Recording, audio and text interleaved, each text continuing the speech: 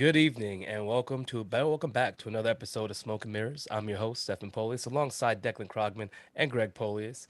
It is Monday evening after a very busy weekend. Gentlemen, how you doing? Deck under the bunk bed deck. How you doing? Hey, listen, man. Until we get a green screen in here, that'll be what it I is. I like it, bro. Everyone knows you're in college. It's a very college feel. A box fan in the window, like Yeah. it's a Oh, way to dude. see. It gets hot in there. Yeah. It gets so hot. I've slept on the floor more times than I can count at this point. But hopefully that I guess Northwest New York breeze can kick in full effect. I got the wool today, so it's a little bit colder. Chilling, Copy, man. copy.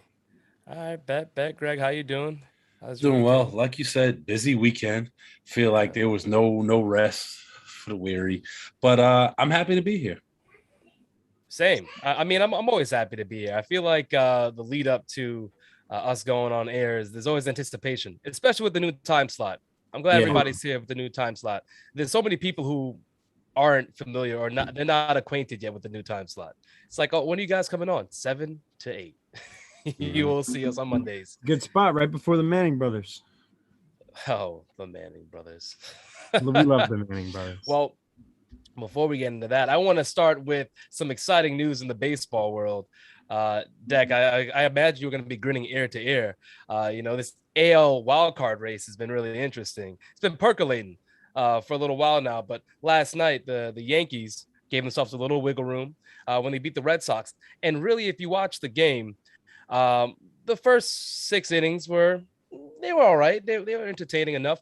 But that seventh inning, that bottom of the seventh, where you had the dropsies from DJ LeMahieu and Gallo, which allowed the Red Sox to go up, it made it interesting. And then the top of the eighth for the Yankees, man. Reality set in nicely there. Well, see, I will say this, right? That was a blown call by Joe West. That drop strike three that they called a drop when it was on the transfer was a blown call, but it led to a double, which brought in a run and then allowed Stan to come on base. I'm sorry, to come to the plate and destroy a hanging slider. It was a huge inning for the Yankees. And now we have the Yankees that are up in they have the lead. They are controlling the lead in the AL wild card, one game up on the Red Sox, but you do have the Blue Jays and Seattle who are in that mix. And Greg, I want to start with you. What do you make of this race? The Yankees are up right now, but the schedule isn't necessarily easy. They have the Blue Jays 3 games coming up this week, and then they end their season with the Rays. Yeah, the Rays that deck has been taken lightly since like May. You'll see. Hey, you'll see come October. Will you be there come October? I think is the real question. And Did you not watch this weekend?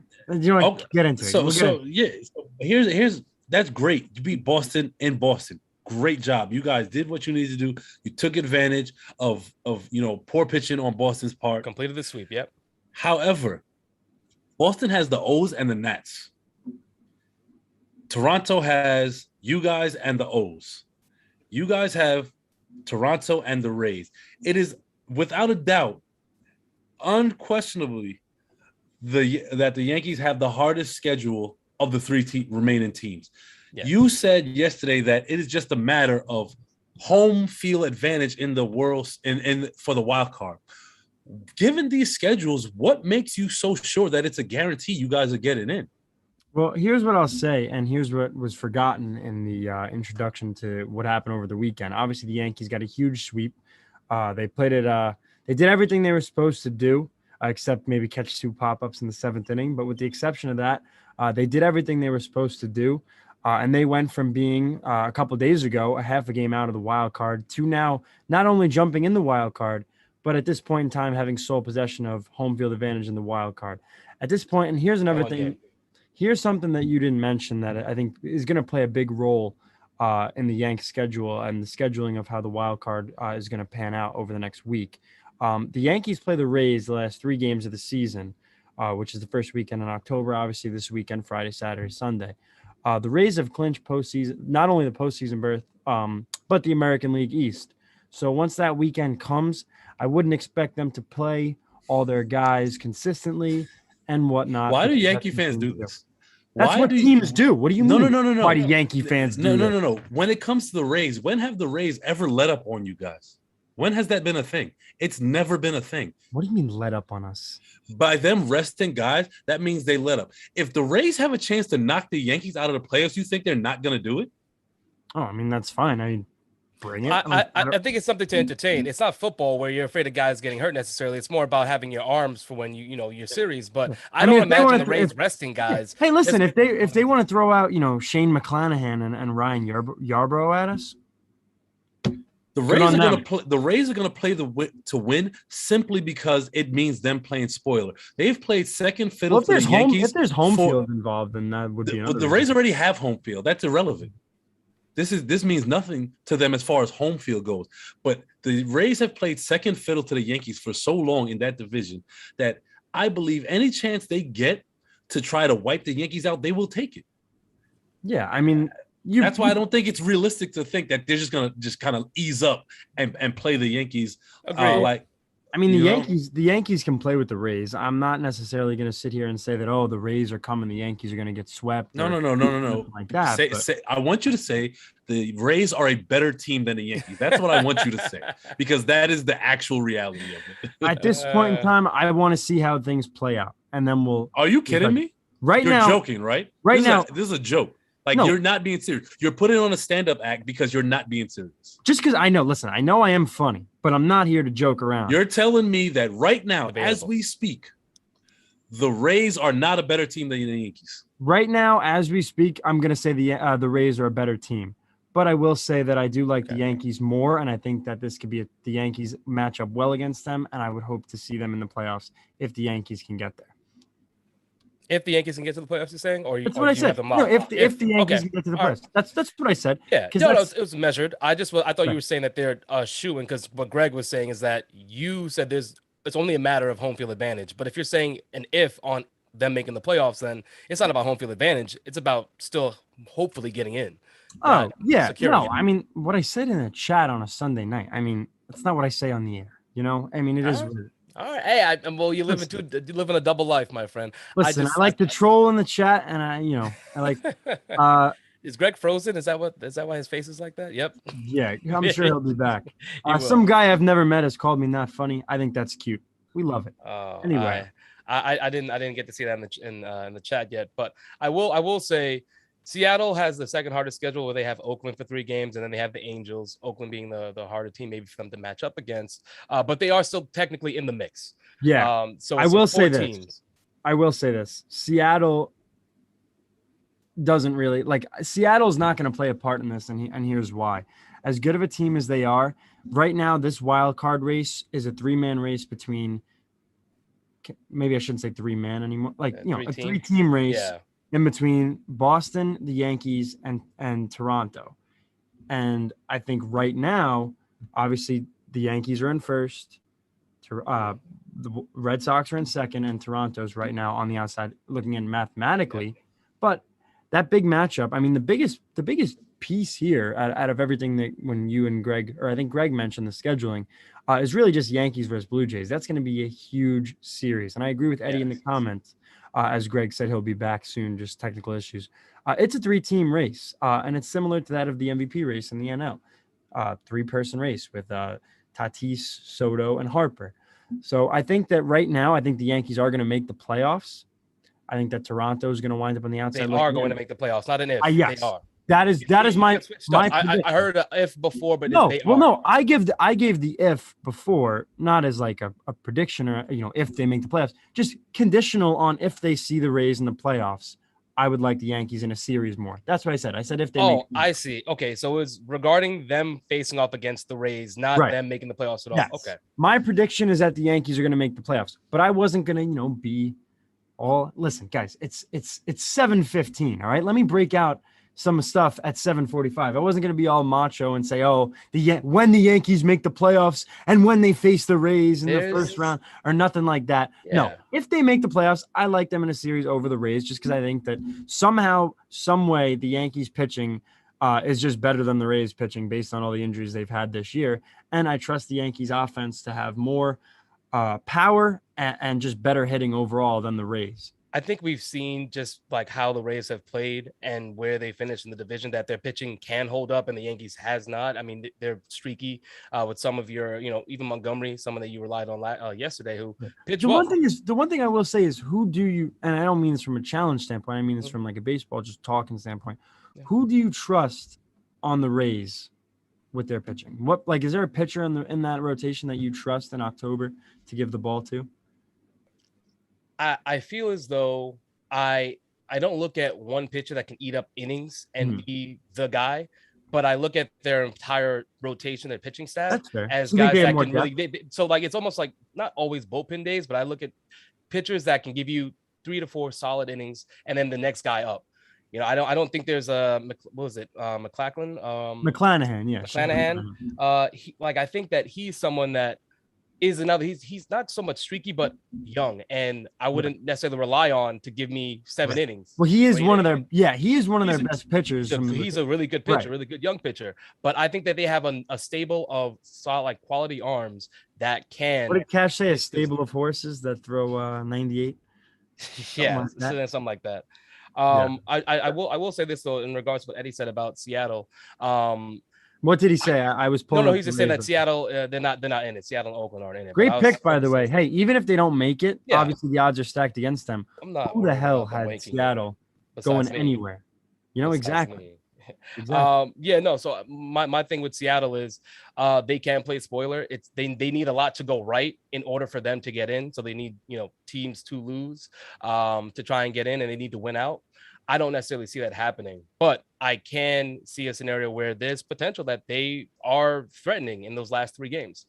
We'll see. Yeah. I mean, this week is good. This week is really exciting, just because they all have possibilities of making the wild card. And it's not like it's football where most of the times, there's 16 games, so upsets are you see the Browns playing the Jags and you're gonna immediately go towards the Browns. Whereas baseball is completely different, obviously, as people know. Like, the O's can go out and beat the Red Sox on any given night.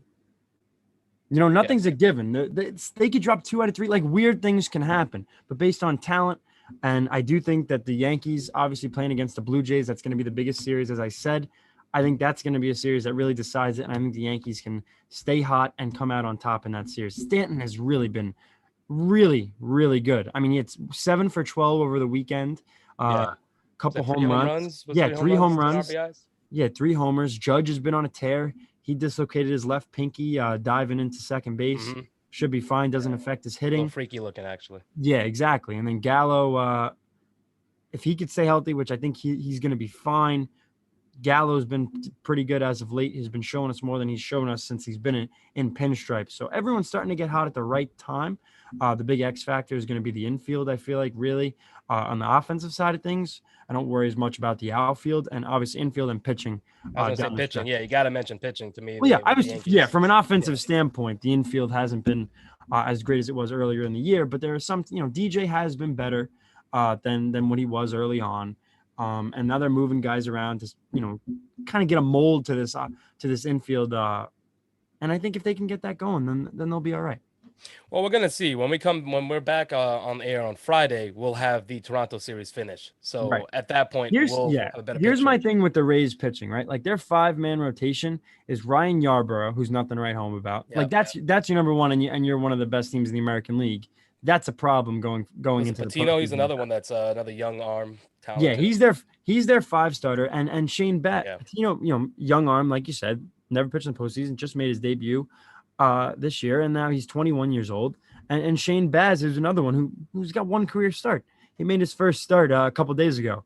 This is a guy who was traded for Chris Archer and that whole deal with Glasnow years back, which was really just an unbelievable. Oh, and Austin Meadows, which was just a complete fleecing by the Rays. It really set up their whole run to the World Series last year. But I mean, this is a team that could use vintage Blake Snell bad. I know he had a bad year, and obviously he's not going to be pitching in the postseason in San Diego, which is a really crazy stat to think about. Mm-hmm. But I can't go to bat with these Rays pitchers and sit here and act like they're going to go do something with Drew Rasmussen in Game 4 of the ALDS. I'm not a believer, and I've been adamant on that all year. Yeah, I mean, from what you're saying, it seems like how they finished in the AL East was more fluky than anything. I mean, they No. haven't gone against great teams Right. down the stretch, Right. but Yeah. they maintained an 8-game lead Totally. on the Yankees, which Yeah. they did take their pitching. I think it's just a full team effort. Offensively, they are a force to be reckoned with. They do have serious bats that can go toe to toe. And with your Yankees being hot now, they are a streaky team. Stan is a streaky hitter, and Gallo the same. Judge, your most consistent hitter. DJ coming around, like you have pieces that are starting to click. But I think it's all it takes is a one series where maybe then they're not all clicking, and pitching isn't going to be the thing that holds you together. Yeah, I mean, we saw that last year. That was a big thing. But I mean, looking at the Rays, and it wasn't that I felt like they were fluky all year. It was that when they came out of the spring, even though they traded Snell in the offseason, they had a good baseball team with Tyler Glass now. Everyone's healthy. They came in and they got the lead in first place, whatever. Glass now goes down. That's a completely different ball club. And it was. I mean, when they got out to that big lead, they were the best, hands down the best team in the American League, maybe even the best team in the American League. They were the first team to 40 wins back in June or May. So that's big right there. And I think that it's a different team now that, although they've been pushing, Chuck said it best in the chat right now, the Rays don't have names, but they have guys who fit their system and know their role. And that's something that you're going to need in the postseason. As much as I don't believe in them, that's what's gotten them here so far, and they'll use that mold to kind of get through it in October. Yep. And like I said, we're going to see come Friday where everyone's standing afterwards. I want to move on to some NFL, some football, since we had all of our Sunday games just pass. All right. And I want to start with the Bucks and the Rams as Greg comes back in. He was taking his time. Yeah. He was waiting for the NFL talk, apparently. Let me give him a second, actually. Greg doesn't want to talk baseball. What is going on? Well, let's see. It should be coming in. I was going to wait for him to come back in so we can actually discuss. There he is. You with us? I'm seeing this pop-up swing you got going on there. Oh, that's just not nice. All right, well, I was going to give you the chance to retort, but we'll wait for you to come back. So I'll just move along. I wanted to talk about Bucks and Rams. Wait. Oh. Wait. I am back. Here we go. All right. Also, I heard you about the pop up swing. I had that ball 400 feet. Get out of here. I don't believe it was 400 feet. It was 400 feet. That ball was hitting the orbit. Yeah, there was tape measure. That sounds like some Babe Ruth era statistics. There's a video of it. So yeah. All right. Yeah. We'll pull it up. All right, sir. What do you have to say since you got back in time? I think I'm about to lose you again. Can you guys hear me? Yeah, I can, which is spotty. I don't know. I don't know what's going on with my laptop, man. It's sus. As you can see, now it's telling me my internet connection is unstable. It was stable when the thing started. Now it's unstable. All right, cool. You're just telling you now? You're Declan. Yes. I worry about you sometimes. Oh no. Why am I the subject? Because you talk in circles. Really? And I don't. Yeah, and I just don't get it. I wasn't good. I wasn't good. Even Kaylee's shocked. See, look, even Kaylee was shocked. She's not shocked. She's just happy. How can you say you don't trust the Rays pitching in the playoffs? Right? What has Yankee pitching proved in the playoffs outside of Garrett Cole? Nothing. Who has anyone on the Rays pitching rotation proved outside? But this is my point. You can't go in there with supreme confidence about the Yankees when outside of Garrett Cole, nobody's proven anything on that staff. I didn't say supreme confidence. I mean, you didn't have to say it. It was confidence for sure. I can tell you, I have confidence that they'll make the playoffs. Am I worried? Of course. You're in a 3-team race. Really mathematically. No. You didn't say you were worried. You said that it's a guarantee. The only thing that is up for grabs is home field advantage. That's what you said. So that you're guaranteeing they're gonna make the playoffs. Went over this when that's you were confidence. Gone. I went over this when you were gone. First of all, what I say in the chat on a Sunday night, it's only a matter of home field advantage. Like very different than what I'm saying on the air. Because you're not consistent. Yeah. Cool. Copy. Got that. Got it. You made that clear. Hey, listen, you made it clear. You said it. Those are your words, not mine. No, what I'm on the air is completely different. I mean, hey, listen. Why? Because I don't know. When I'm in a chat, I'll troll people. I don't know. It's just. So what you say on the chat is not what you really believe, but what you say on the air is what you really believe. Is that what you're telling me? What I say on a Sunday night. What Sunday? What's the difference between a Sunday and a Thursday? I'm not on the air on a Sunday night. I'm joking around. And you're not on the air on a Thursday night. So what's different? All right, I'd be on the air on a Friday night. So it's so again, are you saying that you just say things that you don't believe in the chat, and then you come on air and you rectify what you somehow didn't believe in the chat? What's going on? Like, let us know. I'll say this, right? The Yankees will make the playoffs, if that's what you would like me to say. Which, first of all, that's what I believe. Well, that's not what I was asking you just now, because I was asking you to clarify the whole Sunday night troll thing as opposed to what you say on air. That's what I was asking you to clarify. Are you a different person in chats than you are on air? Totally. Absolutely. I'm more formal on the air. There's no doubt about it. Like, I'm more formal on the air because it's on the air, and that's listen. So why is it that you're so aggressive with your takes and stand by them in the chat? Like, your Yankee takes are not trolls. Well, here's what you actually believe that, because you just said the Yankees are going to make the playoffs, and what you said on a Sunday night, which is what you said, for whatever reason that matters to you on a Sunday night, you said that it's just a matter of home field advantage, which means you basically are saying the same thing here. You guarantee them making the playoffs. There are receipts, so I guess you have to speak to them. There are receipts, yeah. No, here's what I'll say. No one got me. Here's the reality. You got yourself, actually, but that's neither here nor there. Hey, listen, if someone could catch me, I'd love to see it. But this is what I'll say. What I say in just shagged you like a Gold Glove center fielder, bro. Pause. Yeah, what the fuck was that? I mean, I don't even. Hey, your mother said no F-bombs. Listen, I'll drop one. That's about it. That's about it. Something so sus. I couldn't let that one just took me back by surprise. Here's what I will say, though. Listen, they're soft people. Hence why one of them is in the comments section. Every show always has something to say about me. That I like to egg on because it's almost too easy. It is like a child. And it is just fun to me sometimes. You're going to let me talk first. You're going to let me talk first. All right. Go ahead. Right, that's first order of business. Go ahead. Right? If I'm messing around in the chat and I'm saying funny stuff, that's one thing. Rick, I'm talking to you if you'd like me to name names. I mean, I don't know why you would think I would be afraid to say your name for whatever reason, but let's go for a little example, right?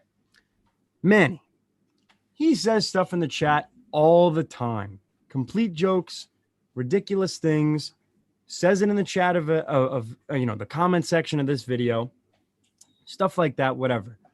When he gets in on the fan zone, completely different guy. He's talking sports, giving his takes, naturally a more professional guy as he's doing it on a forum that is for the fans, not a chat group between everyone where there's a lot of joking around going on and a lot of stuff like that.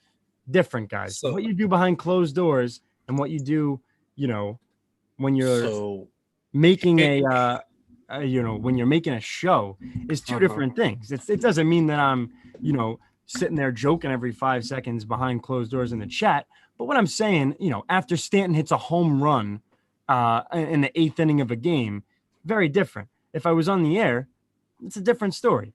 But you wouldn't stand, so you wouldn't say something like that on air ever, is what you're saying. If you were watching, if we were doing this live and it happened, you would just respond the way you did now, as opposed to in the chat, because you just troll in the chat. And I will say, when people do troll, mostly they will walk it back and say, "Oh, okay, that was just me messing around." But you don't do that. And I've been in the chat with you. No. I'm saying in the chat. You don't do that in the chat. Sure. Yeah. So I hear what you're saying. Walk back. I hear what you're saying. To me, if you watch or listen, like read what Manny says, like when Manny's called out, Manny will back down because you know what, it wasn't that serious. Right. Because most people do that, but you double, triple, quadruple down. Yeah. So that's the difference. Here's where I'm going to call BS on your whole contradiction, Deck. You mentioned Rick. Rick is not in the baseball chat. I wasn't even talking about that. For those of you viewers out there that don't know, there's several satellite sports hit list chat groups. There's one for football, soccer. There's baseball. There's I'm sure there's an NBA one. But you mentioned Rick. We weren't even talking about. You found them in the comments. That's why. Yeah. Well, I mean, he had like 8 comments in a row. But what I'm saying is you are conflating, right? Right. And you claim you trolling the chat. Were you trolling about the Tatis take that you spent months doubling down and tripling down on? No, I said that on the air. But what I'm saying is there are several moments, and you just did it again, where you said the Yankees only thing that they want The only thing that that's up in the air is home field advantage, which is a guarantee they will make the playoffs. I only questioned how can you do that? How can you guarantee with the schedules and the teams they have to play as opposed to who their opponents have to play? And then you just said you guarantee they make the playoffs. So was it really a troll if you believe what you're saying? That's not a troll. When I said that, it was more of like it was definitely a troll. But what I'll say, there's things I say in the chat. Do we have to define troll? Hold on. Yes. Let me say one thing. There are things all right. Here's what I will tell everybody, because obviously not everyone's in this chat. Most people see me on here. Most people are not. Correct. What I say in the chat at times, yes. If it's serious takes, I'm making serious takes. That's one thing. We're having a serious conversation, which hasn't been much of in the chat lately, at least the football one. Serious conversation. We're talking sports. That's one thing. If I'm just trolling, if it's in the middle of a game, can mess around and say what I want. If you notice, did I respond after that? I don't think I did. So, guys, what I'm saying is lighthearted in the chat is very different than what I'm saying on the air. Whereas if I'm saying stuff in the chat, it's different than if we're going all in on a conversation. But that's what I'm saying. See, and you're not making sense once again. Because Greg, let's wrap it up with this last point, though. Go ahead. No. We're talking about something. Hold on. Nah. Can I just mention how dumb this is? We're talking about something that 99% of the people watching have no idea. That's cool. It's only dumb because I'm calling you out. Let's call it what it is. No, it's only dumb because it has no. We haven't talked about Football Sunday yet. It's necessary to the show. I will say that a lot of people in the chat are either in the baseball hit list chat or are in one of the hit list chats. So there's they about are familiar. 3 from what I see. But sure. From the few comments that you did see, yes. A majority of our watchers, our listeners, our followers will also be in the sports hit list street. So I think they are familiar, which is fine. I want us to move on though, because you had your chance. Greg, I gave you a chance to. But I'm happy to say this. The Yankees will play good this week and they'll make the playoffs. We'll talk on Friday. Like I said, we're going to see. We'll have at least one series down. All right. Are we going to talk about the Mets elimination, or are we going to just go right over? We could do that. I mean, I've been calling for Rojas' head since May? Well, if you want to mention the footnote, Deck, I'll give it to you to mention that the Mets were eliminated. Yes, thank you. The New York Mets were eliminated from playoff contention this weekend. That was it. We can talk football now. I mean, I'm down. All right, cool. Yeah, I mean, you really wanted to get that one in, and so I want to give it to you. Haley! But Jesus Christ. Parenting via Zoom. I think she was fed up with the back and forth. She wants us to move on to football too. So with that, I want to talk Bucks Rams. On Friday, I called the Bucks. I had them winning.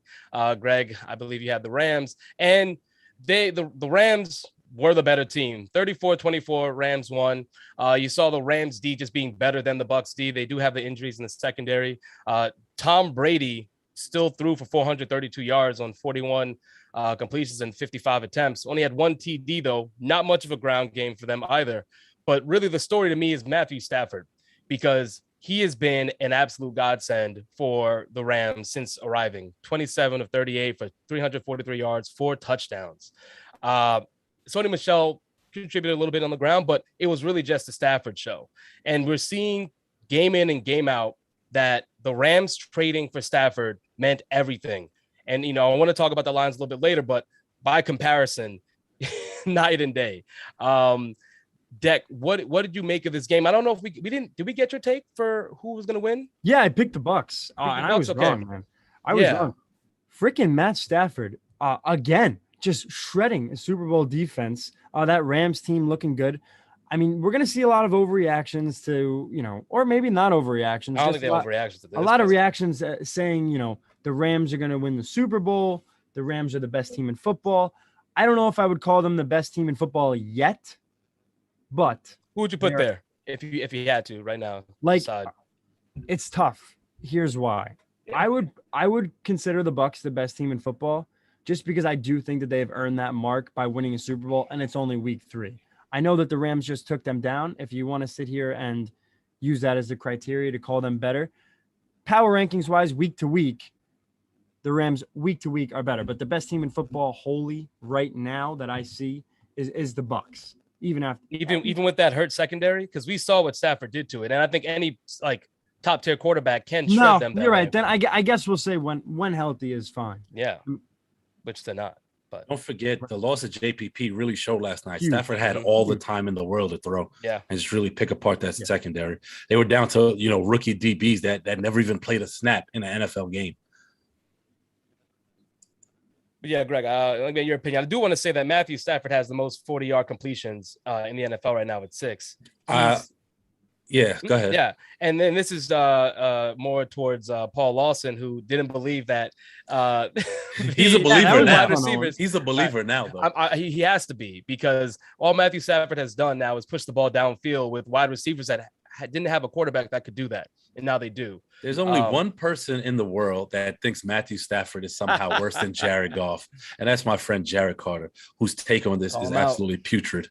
Call him out. What was that? Hold on. What was that stuff you said? He leads the league in 40-yard completions. Yeah, he's going to tell me it's only week 3. I also said that Cooper Kupp will have a career year with Matthew Stafford on the center. Looking like it. Before the year started. Looks good. Hey, listen, you were on Matt Stafford from the beginning. We're letting Paul Lawson just flip-flop, like that's fine. But when I flip-flop, then no. So here's the difference. Here's the difference.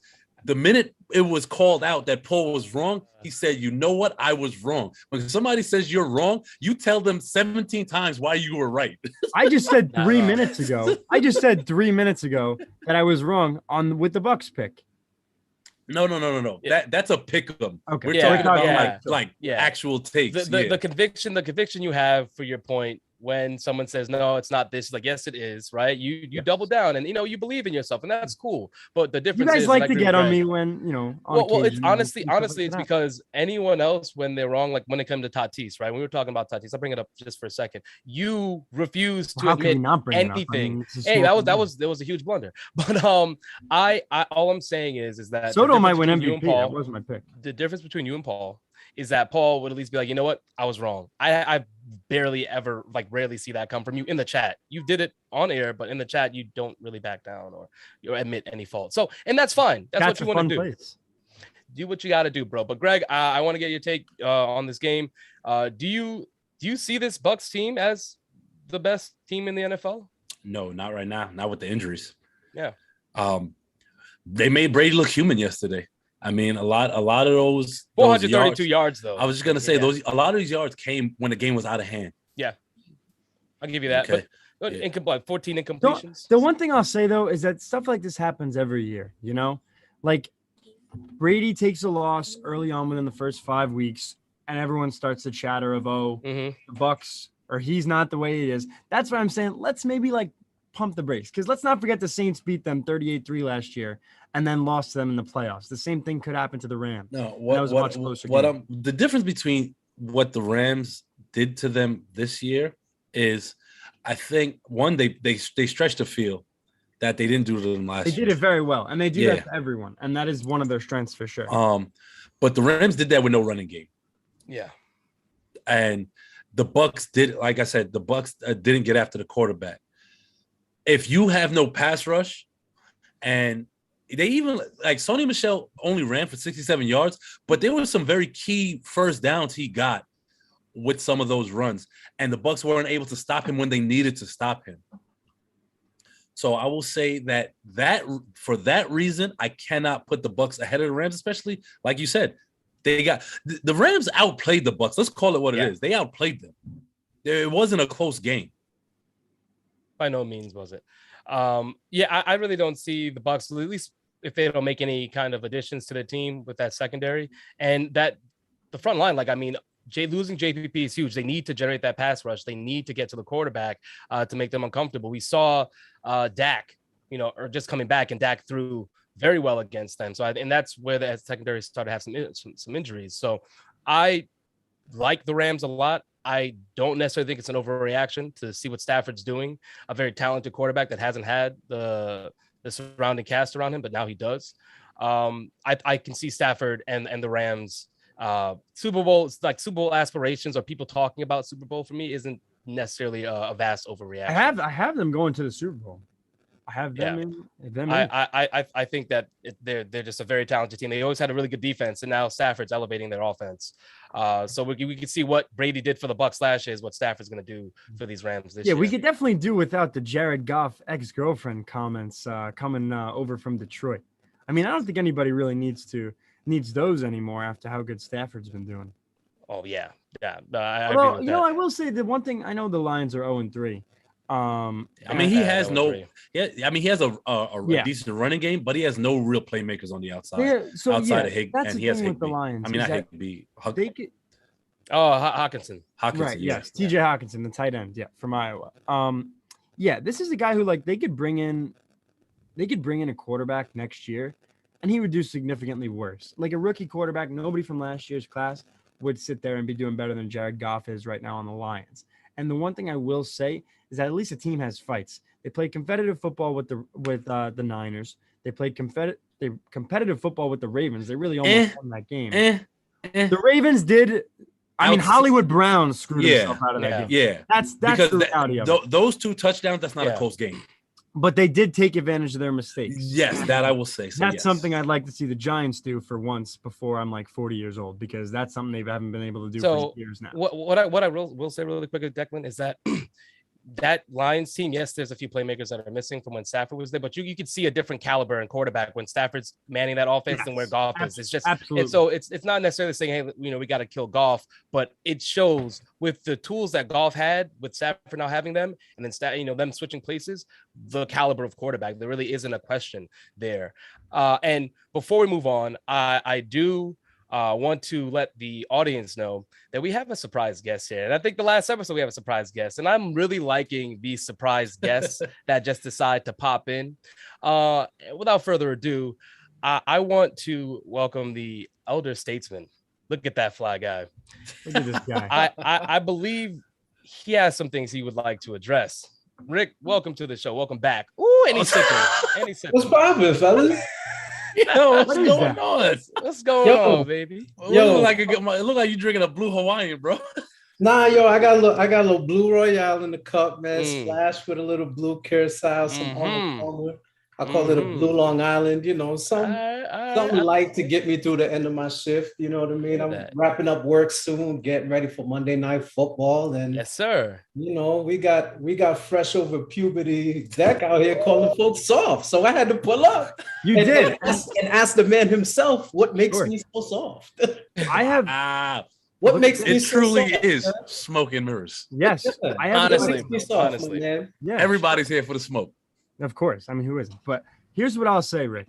I have a question for you, first of all. No, stop right there. Stop right there. You'd like to come on and tell me? Sure. Your statement. I'm soft, and I would like to know why. Here's what makes you soft. First of all. One, if I'm saying something in the chat, you got to be able to take it. All right? That's Hold on. Are we talking about the chat? Here's what you're not going to do. You're not going to come on my show and start talking over me 3 seconds in. First of all, stay in the corner. Let's go. Calm down. Let's not front. You're not going to come on here and you're not going to ask me a question. Let's not front. It's not your show. It's not your show. It is my show. Rick, absolutely is our show. Rick, give me I'm a host of the show. Where's your show, Rick? Where's your show? Deck. What I'm going to need you to do is take it easy, all right? We're having a discussion. Yeah. Rick, let Deck finish. All right. Once he finishes, we'll let you go. Go ahead. I'll take notes. Good. That's what we're gonna do. Go ahead. We'll start over. What makes me soft? Go. I just told you, right? Like I said, we'll start over. We had a little blow up. Okay, we're gonna run it back. We'll be mature now, and we'll start over so we can properly articulate. Go. Sure. If you're gonna sit here and say you can't sit here and say things, and then when I say stuff back, it's all a problem. Listen, it's a lot of. How is it a problem? Oh, sorry. Go ahead. No, you're right. Go ahead. I won't interrupt. Go ahead. Sure, that's fine. My thing is this: if we're gonna sit here and throw words around, and then when I use them, it's a problem. Like I have to be policed. Listen, I know I'm a lot younger than everyone, but we're not going to do that. I don't have to be fathered by people who are not my father. And I don't need, all this stuff like, oh, here's what you can't say. Here's what you can say. And then be called the B word, at the next turn. That's not how it's going to work. And for that, I don't find that very tough doing it over a keyboard. I appreciate you for coming in today. You want to talk about it? That's fine. You went about it unannounced. I actually had, truth be told, I had no idea about this. So I'd like to give a little proverbial screw you to Greg and Steph. Trust. I'm still don't tell them nothing to them. They have no idea. Listen, no. I'm still on the clock. I'm still on the clock. You called and I answered. Yeah. So yeah, okay. You called and I answered. Right. So they had no I'm idea. here because of you. Yeah, sure. Well, hey, that's not their fault. That's your fault. No, it's not my fault. I love it. I think it's great. Yeah, I just find it funny. You wanted me here. Me here. That's why I wanted you. I mean, I invited you here. I mean, when you call somebody soft on live air, that's an invitation. Yeah, so that works for me. But hey, listen, you showed up unannounced looking for an ambush. It's not very tough for me. I'm sorry. No, there's no ambush. I simply asked you a question. Are we done? What do you mean it's not an ambush? You came on the show and you sit here and come out of nowhere unannounced. And I had no idea. Listen, that's soft. That's not a tough guy move. So what you're telling me is that someone going live on air calling another person soft, if that person decides that they want to come and address that makes them soft. WWE rules, baby. Hey, did you come in? How'd you get in? I got the You didn't walk in through the front door. What you mean I ain't walking through the front door? The door's always open. Who did you hit up? Who did you hit up? I didn't have to hit. Do you not realize it's the same link every single time for your show? I don't have to hit anybody up. Oh, so he had this link from I got the key. Been on here before. I got the key. You out here talking about it's your show. You don't even know I got a key. Well, you were on once.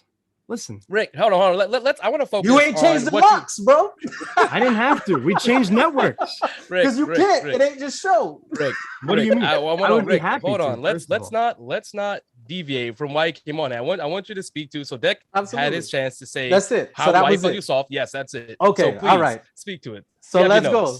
So the reason why I'm soft, according to Deck, apparently in chats he can't say this and then I say that. Are we talking about the chats that you just admitted that you're a bozo in and just trolling? Are those the chats we're talking about? Oh, yeah, I said I was a troll. You said troll. Troll. You can't take a troll. That's all we need to know.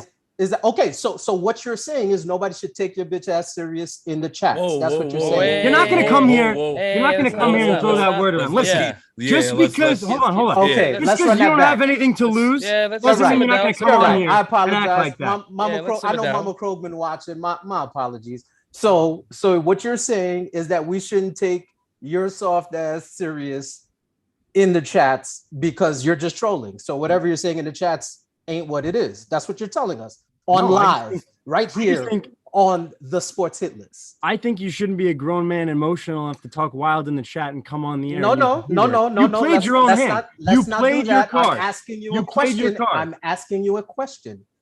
Are we to not take your trolling serious in the chats going forward? Because as you admitted, it's simply trolling.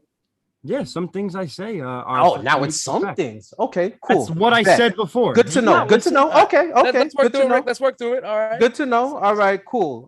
What else? What else did you say? That say stuff and it's a problem. When was it a problem? I don't think I had a problem. You say something to me, I come back at you. You come back at me. We go back and forth. I don't think there was a problem. We were just sparring, right? No. Yeah, I mean, hey, if you say so. Listen, it was started by so you thought that I had a problem? Kid, listen. I said something. You're gonna be treated on how you act around here, right? I could call you the B word if that would make you feel happy. Yeah, but see, that wouldn't bother me. That wouldn't bother me because I'm a grown ass man and I know what I am. So stuff like that doesn't bother me. Know what the word means then. Hey, so listen, stuff like that doesn't get under my skin because I'm not soft. That's how that works. But I digress. Anyways, but like I was saying, so it seems like banter. No, that wasn't banter. You felt that I had a problem. Listen, I'm talking about something that was said months ago that wasn't to you. So you're holding on to a grudge. No, I'm talking about a little grudge. I'm going off everything. This sounds like a grudge. I don't know. It sounds like some pent up frustration you holding on from months ago. I mean, we're going back to its genesis, right? You tell me. You tell me. This is what I'm asking you. I'm asking you why I'm soft. So if we're talking about something from months ago, then let's talk about that because that's Deck, fresh. do you have a response for this comment from months ago? Yes or no?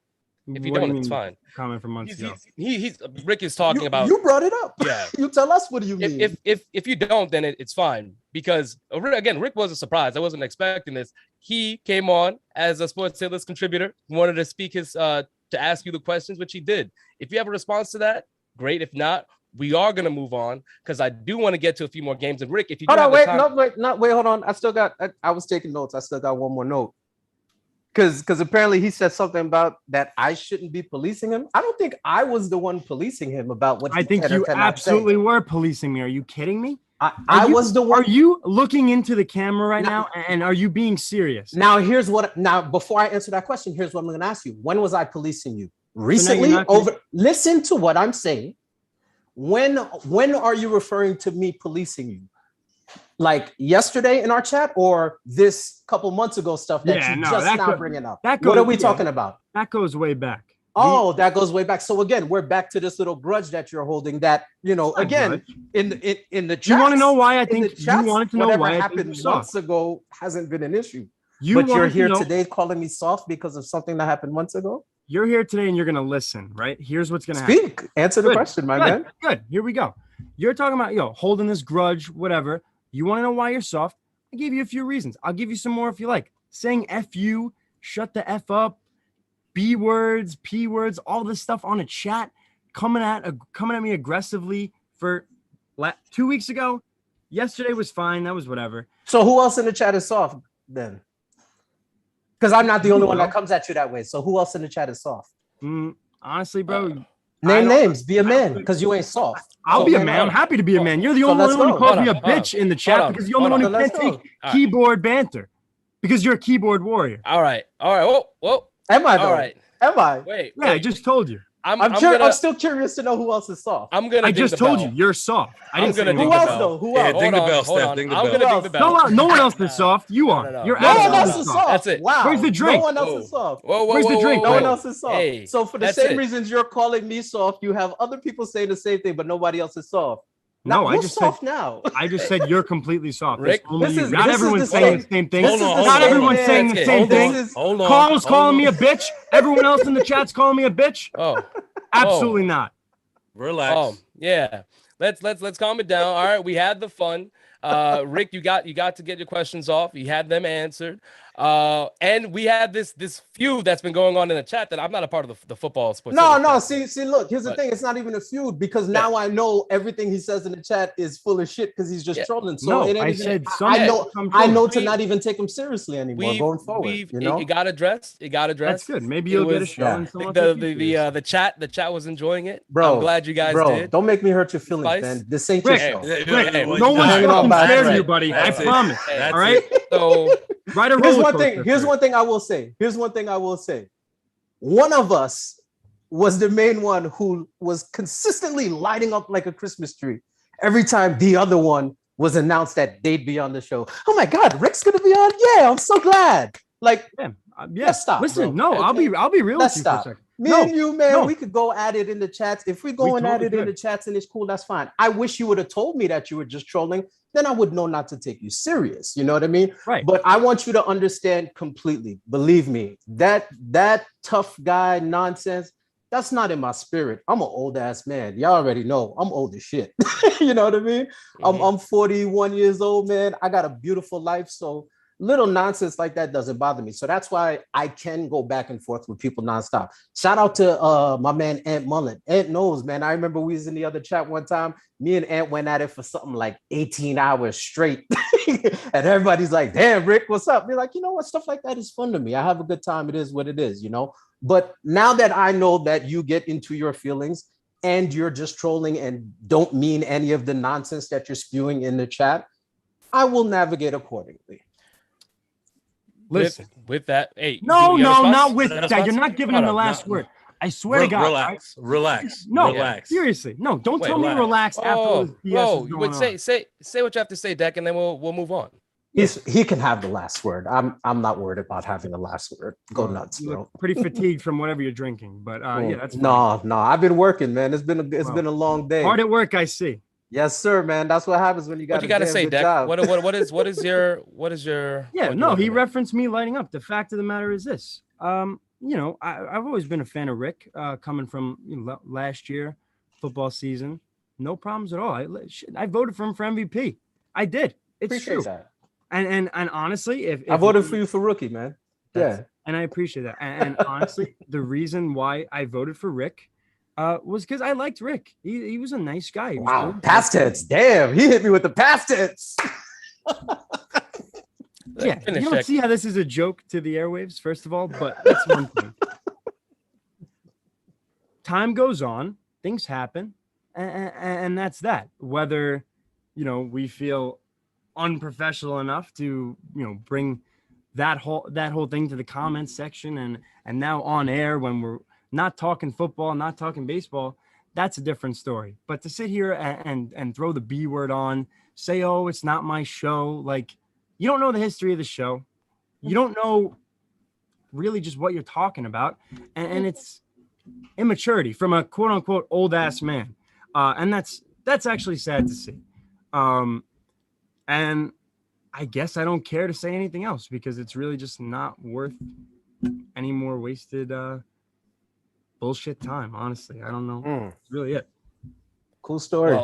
Well, I thought it was a good one. Yeah. Hey, you got your last word in. Rick, thanks for the surprise drop, and you were able to address yourself. We're gonna move on, and we'll see you in the comments. Yeah, appreciate it, man. Don't change the lock on me, man. I hope my key works next time. I'll catch you later. Tell the landlord. Don't turn the locks, man. We'll catch you later, bro. All right.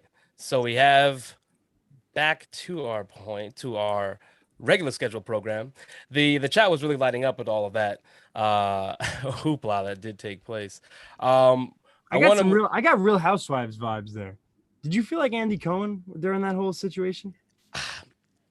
You mean talking about like when they're doing like the post show or whatever, and they're talking back about and it? forth? Yes. Mm-hmm. Yeah, that was close. It was close. I think it gets a little uglier. I wish it was a good thing to say that it felt like it wasn't as ugly. But no, it was a shit show. Let's call it what it was. Listen, it's what time is it now? It's 7:57, and we've covered about 10 minutes of football. That's a shit show. Sorry, guys. I hate to say it. Do you hate to say it? So, like I was saying, I do. Like I was saying, let's do our Monday Night Football pick'em. All right, Greg, I want to start with you. Who do you have for tonight? I have the Cowboys. Cowboys are the cream of that division. I think they're going to make it clear tonight. They have the best offense. Defense has some injuries, but I don't think, as much as I like Jalen Hurts, I don't think he can go toe-to-toe with Dak just yet. And I don't think the Eagles' offense as a whole can keep up with Dallas. Dak, what about you? Yeah, give me the Cowboys. I don't think this game is going to be particularly close. As much as I like Jalen Hurts, I don't like that Eagle team, and I think the Cowboys are going to pull away with this division. And it starts tonight. Ugh, yeah. What the hell is going on? I feel the same way. I mean, the Cowboys, while they don't have the defense to really prop them up, Dak and that offense are prolific. I expect even a bigger game for Zeke. I know Pollard's been taking some snaps from him, but we'll hopefully see Zeke. I mean, Zeke is still the alpha dog in that backfield. I agree with that. I just think that we haven't seen Zeke break out for fantasy purposes or for real life purposes. He hasn't really done what we expect from Zeke, and I think he could do that tonight against this Eagles team. So I'm gonna go Cowboys as well. It's seeming more and more like I think all of us had the Cowboys coming out of this division. However, I had the Dak had the Giants. I had the Cowboys, and I think you had the football team. No, I had the Cowboys. I had the football team as a wild card. Yeah. Okay. Yeah. Now that I say the Giants, Dak, do you still think that the Giants are a better football team than the Eagles? Better football team than the Eagles. They're in the same class as fighting for last place, and I will concede that. Right now, 3 weeks into the season, the Eagles are the better team. I think at the end of the year, the Giants will be better, but these are both two bad football teams. It pains me to say it. It does. Yeah, I mean, and we saw, we spoke on Friday with Travis was here about the Falcons and the Giants battle to the bottom, and the Falcons did manage to edge the Giants. I had the Giants in that one. I think myself, Dak. I think Trav, no, Greg took the Falcons. Greg took the No, Falcons. no, I'm saying I said myself, Greg, and Trav had. Yeah, I'm sorry, not Greg. I'm sorry, Dak. We had the Giants and not the Falcons. It's a game that I felt like they should have won. You know, they gave it away about 7 times. Totally. Yeah, but you know what? Unfortunately, I've come to accept that that's the football team that's been put on the field with the personnel that they have right now, and that's it. You guys had a chance. Several chances in the first half to put the game away, and you got into the red zone and you couldn't do it. And that fumble, that Evan Ingram fumble, first of all, he got to go. It's unbelievable. But that was the turning point of the game. Once you guys went into the half only up 7-6, down 7-6. I mean, it was over. All in all, not the best football that the Giants have played in a while. Well, I wouldn't say it was over then. What really one play, and I hate that it always comes down to one play. That's how you know it's starting to get bad. Is that the one play really that was bad right there was this. It's 14-7, third and goal or second and goal. And there Matt Ryan throws a ball off his back foot from like the 15 and it goes right through Adoree Jackson's hands in the end zone. That would have been the turning point, interception, and we could be talking about a different game today. But unfortunately, that's not the case. And Blake Martinez going down. Shout out to Manny in the chat. I almost forgot about that. That just puts everything to bed. Completely. All the more reason why Adoree Jackson has to make a play like that. Totally. Like, good teams make those plays. Totally. And I'm looking at the comments section now. You know, Andrew Thomas has been the lone bright spot for the Giants. Shepard too. Shepard was a non-factor yesterday, but everyone got hurt. Listen, Paul says blame the guy other than the guy who couldn't score versus Atlanta. No one's mentioned Daniel Jones, but I mean, Daniel Jones has played decent football so far, and it's just decent. He's played decent football through the first three games. The problem is when you have I think the problem I have with DJ is he makes the impossible throws, but then the throws he needs to make, easy throws, like the dig route to Sterling Shepard on third down, where he gets the separation and he overthrows him. That'll keep a drive alive. Those type of things kill drives. And Daniel Jones in his third year has to be better. I think he hasn't turned the ball over as much, which is something that you wanted to see from DJ. He has one fumble all year. He hasn't thrown one pick. The punt call, Chuck mentioned it in the chat. It's completely accurate. You can't punt from the 39-yard line on 4th and 3. I think it ranked 99 in the 99th percentile of cowardly kicks. That's a stat. You believe cowardly punts since like 1999 when they first started that whole stat. I thought you were making up that stat, honestly. No, I swear to God, 99%, 99.6% of cowardly punts, and it's in the 92nd percentile since like 1999. That's some Bill O'Brien stuff right there. And Paul says if Lamar would have lost to Atlanta, scoring 7 points, he'd be nailed to a cross. Yeah, he definitely would be, but he's not Daniel Jones. He's significantly better than Daniel Jones and that Giants offense. And the Giants. I do want to shout out Manny again because his Raiders are 3-0, something that I don't think anybody saw coming at the beginning of the season. And I mean, and the Dolphins are not as good with Jacoby Brissett back there. We know that. That defense though kept them in it. I was, going into OT, I wasn't really expecting that, but shout out to Manny. Your Raiders 3-0. Ride that wave as long as you can. I mean, but and I will say this: Derek Carr is still proving that he can get it done. He threw for 300, I think, some yards. And this one with a couple of TDs, just one pick.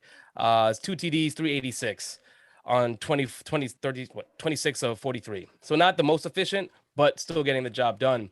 I'm curious to see when the hot streak is going to end, but so far they've looked good.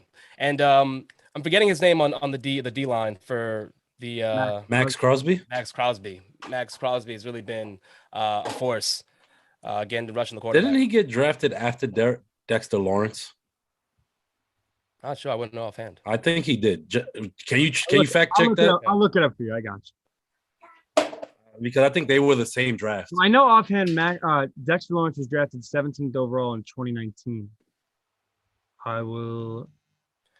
Oh, and then Rick brought up Brian Edwards. Brian Edwards has to be probably one of the most frustrating fantasy acquisitions of mine in a long time. He has shown flashes. He had five targets, 3 receptions for 86, I think, or 89 yards. Yeah. Here's the thing with Crosby. He was drafted in the 4th round. So he was drafted after Dexter Lawrence, but it's not a situation where. Yeah. I didn't know if he was a first rounder that was taken right after Lawrence went. So I was just trying to get that situated. But a lot of teams passed on him then. Yeah. But yeah, I wanted to address the Brian Edwards thing because I really want Brian Edwards to do well. He's gotten those, like Travis was talking about how Sutton had the TO comparisons. Brian Edwards had TO comparisons this past preseason and hasn't lived up to that, obviously. But you said he has been clutch down the stretch in those final minutes of fourth quarter. There needs to be more presence for me for a guy that is supposed to be an ex receiver. And just has not produced yet. Let me ask you, do you think that's because of Derek Carr's focus on Waller? Or do you think that it's because, these plays are not drawn up for him or he's not getting open? I mean, I think there's probably a combination of a few things. I think in the first year, I believe it was definitely John Gruden not writing up plays for him. Now it's his second year. I expected more plays to be there for him, but it's not just Derek Waller that's getting the targets because you also have Renfro. Like Renfro that's true. is getting the last 2 games he soaked up the targets. I don't think Derek Carr is necessarily he is fixated on Waller, but I expected there to be more trust in Edwards, the way that Derek Carr spoke about him in preseason and during the camp. And I don't think that's there yet because I just haven't seen the targets bump up the way that it should for someone that he has trust in. Because for a guy his size, you can throw him the 50-50 ball and he can come down with it. He was that kind of guy in college, and I think he could be that guy in the NFL. I don't think he hasn't shown the confidence. He spoke about it, but in his actions, he hasn't shown it yet. But yeah. With that, anyone have anything else that you guys want to cover? Because I have two things. I want to talk about the Ravens. I want to talk about that field goal. But hold on. Chuck said Travis is canceled. I absolutely agree. Travis is not allowed to talk about wide receivers ever again. Cortland Sutton went 5 for 37 or something boring like that. Sutton and Ingram. Right, but then again, you did say Shepard was going off when he went 2. Well, he got hurt. That's different. Okay. Cortland Sutton played a whole game and barely outscored Sterling Shepard. But in all fairness, that game was over before it even started, and they were running. In fairness, but to Travis's point, a wide receiver one, he's going to get the targets. He didn't. Anyway, the other thing I want to shout out is I've been very adamant as a Jets fan about wanting Justin Fields over Zach Wilson. I'm going to have to eat some crow currently. This could change down the road. But right now, if you told me coming into the season that in week 3, we'd have 4 rookie quarterbacks starting. It was Zach Wilson, Mac Jones, Justin Fields, and Davis Mills. If you told me that Davis Mills was going to be the best out of those 4, I would have laughed at you. And here we are. In week 3 about to end, and I was 100% wrong because Davis Mills, while he didn't play great, he played better than the other 3. The other 3 looked really bad, and I think what it goes to show is that we as fans have to be really patient with some of these rookies and their learning curve, especially when they come from, these lesser programs that don't play. Well, Mac Jones played at Bama, but it's also a different system. So we have to take our time and see if these guys can actually perform. Yeah, I agree not with be that. So quick to judgment. Yeah, there's no one that has actually stood out. Mac Jones probably the most, but even he has had his struggles. Oh, and Trevor. I'm sorry, so it's 5. And Trevor looked really bad. Yeah, Trevor Lawrence he's toe to toe with Zach Wilson right now when it comes to the most interceptions in the league. But yeah, it's not a quarterback class where you expecting them to flash. We did, but so far it's definitely been a lot of early struggles. And I'm glad you ate your crow early on. I mean, he looked bad. He looked bad. You could have waited. Yeah, I mean, Myles Garrett had him at a sack lunch, you know. All right. Well, with that, I do want to wrap it up because we're getting close to game time, if I'm not mistaken. And I want to. Last week we ran it over a little bit, and I think we went into game time. I'd rather us lock up before we get there. Hey, Kaylee. Say hi, Uncle Steph. Hey, I like that smile. Pretty smile. But you're going to be here for the wrap up. So don't forget to like, share, comment, and subscribe to all Hit List content on YouTube, Facebook, and IG. The handle is SportsHL. Again, that is SportsHL. We have the Monday night game that's happening tonight. But tomorrow we're going to have Fan Zone with Manny and Mike at 5 o'clock. And I still need to know this. Are we back with the B show? Is that happening Thursday? Hold on real quick. Rick says show the kicker some love. Oh, Justin Tucker. I almost forgot about it. Justin Tucker. Yeah, I mentioned it, but I forgot it. Justin Tucker broke an NFL record when he kicked a 66-yard field goal that hit off the crossbar and bounced in against the Lions, which led to the Ravens winning, which shouldn't have come down to a field goal when you have Hollywood Brown dropping 3 TD passes in the end zone. But it was an impressive kick. He's the most accurate the most accurate kicker in NFL history. And he just shows time and time again why you should invest at least in the record, having a top-notch kicker. The record belongs, like, he deserves to have that record just based on the production levels we've seen from him outside of like the playoffs last season. Which was a lot of wind in Buffalo. He got a bad rap. I forget it was a stat that was saying that he was like, I forget if it was 12 for 12 or 14 for 14 when it comes to like these pressure kicks, like game-winning kicks. I can't remember the exact number, but it was an impressive stat. And he's been, from his rookie season till now, he's just been a force in the NFL. There's a handful of kickers in the Hall of Fame. He's destined after Adam Vinatieri. They get the bust, the head in the Hall of Fame. He needs a golden boot. He does. I agree. But yeah, no. So shout out to Justin Tucker for holding down the Ravens when Hollywood Brown wasn't doing that.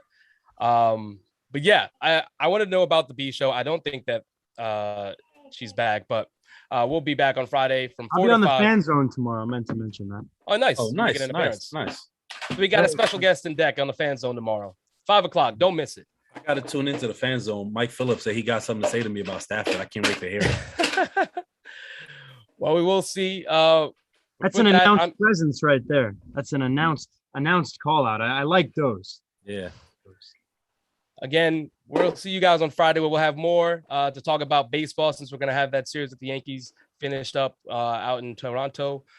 Till then, enjoy your week. I'm your host, Stephen Polius, alongside Declan Krogman and Greg Polius. We'll talk to you soon.